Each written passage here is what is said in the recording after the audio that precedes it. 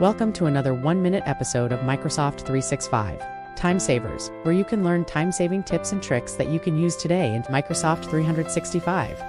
Today, I'm going to show you the benefits of creating meetings in Teams channels.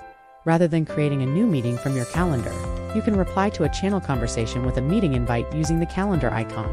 Then add the relevant meeting details and hit send to invite everyone in the channel.